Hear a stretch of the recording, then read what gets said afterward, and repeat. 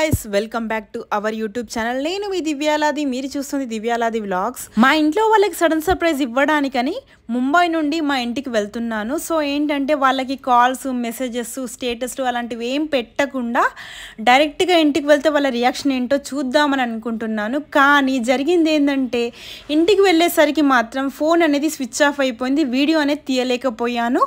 Morning నేను 3 o'clockకి లేచి ఇంట్లో పనులన్నీ చేసుకొని 4 o'clockకి ఇంటి నుండి బయలుదేరాను. నాకైతే ఫ్లైట్ అనేది 7 o'clockకి 5 o'clock వరకు ఉండాలి కాబట్టి నేను మా హస్బెండ్ ఇద్దరం కలిసి ఎయిర్పోర్ట్ వరకు వచ్చాం. మా హస్బెండ్ నన్ను ఇక్కడ డ్రాప్ చేసేసి మళ్ళీ సేమ్ క్యాబ్లో ఇంటికి వెళ్ళిపోయారు. ఇంటి నుండి రావడానికంటే ముందే నేను డిజియాత్ర యాప్ని ఇన్స్టాల్ చేసుకుని అందులో బోర్డింగ్ పాస్ని అప్లోడ్ చేసి డిజియాత్ర క్యూలో రావడం జరిగింది. ఎందుకంటే లాస్ట్ టైం నేను ముంబై ఎయిర్పోర్ట్లోకి వచ్చినప్పుడు ఫస్ట్ టైం అప్పుడు ఏం జరిగిందంటే చాలామంది క్యూలో నిల్చున్నారు సెక్యూరిటీ చెక్ కోసం అని. నాకు అప్పుడు చాలా లేట్ అయిపోయింది. సో నేను 5 minutes లేట్ అయిపోతే నా ఫ్లైట్ అనేది మిస్ అయిపోయేది. ఈసారి అలా కాకూడదని చెప్పేసి నేను డిజియాత్ర యాప్ని ఇన్స్టాల్ చేసుకున్నాను. డిజియాత్ర క్యూలో మాత్రం ఓన్లీ 2 to 3 members మాత్రమే ఉండే. అప్పటికి నేను ఏంటంటే ఈజీగా ఆ యాప్ని ఇన్స్టాల్ చేసుకొని లోపలికి వెళ్ళిపోయాను. డిజియాత్ర యాప్ని యూస్ చేయడం వల్ల యాప్లో ఉన్న QR కోడ్ని స్కాన్ చేసి డైరెక్ట్గా మనం ఎయిర్పోర్ట్ లోపలికి ఎంటర్ కావచ్చు. లేకపోతే మన ఫేషియల్ స్కాన్ ద్వారా కూడా లోపలికి ఎంటర్ కావచ్చు. ప్రజెంట్ మీరు చూస్తున్నది ముంబై ఇంటర్నేషనల్ ఎయిర్పోర్ట్ టెర్మినల్ 2. ఇక్కడ ఇంటర్నేషనల్ ఫ్లైట్సే కాకుండా డొమెస్టిక్ ఫ్లైట్స్ కూడా ఉంటాయి. ప్రజెంట్ మనం వెళ్ళబోయే ఫ్లైట్ ఎయిర్ ఇండియా AI 615. అన్ని ఎయిర్లైన్స్తో కంపేర్ చేస్తే నాకు ఎయిర్ ఇండియా బెస్ట్ అని అనిపిస్తుంది. ఎందుకంటే అసలు కొన్ని ఎయిర్లైన్స్లో అసలు ఫుడ్ అనేది ప్రొవైడ్ చేయరు, అసలు రేట్ కూడా ఎక్కువ అనిపిస్తుంది. కానీ ఎయిర్ ఇండియా అనేది ఎప్పుడు లోయెస్ట్ ప్రైస్ అని నాకు అనిపిస్తుంది. ఇంకా ఏంటంటే ఇంక్లూడెడ్ ఫుడ్ అని చెప్పేసి నేను ఎయిర్ ఇండియానే ప్రిఫర్ చేస్తూ ఉంటాను. విండో సీట్ పక్కన కూర్చొని ఎయిర్లైన్స్ వాళ్ళు ఇచ్చిన ఫుడ్ తింటుంటే అసలు ఆ మజానే వేరు.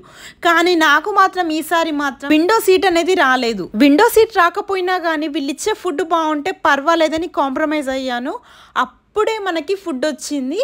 ఈ ఫుడ్లో ఏంటంటే బ్రెడ్ మధ్యలో ఒక స్టఫ్గా ఆలు అనేది ఇచ్చారు. ఇదైతే పర్వాలేదు, టేస్ట్ అయితే బాగుంది.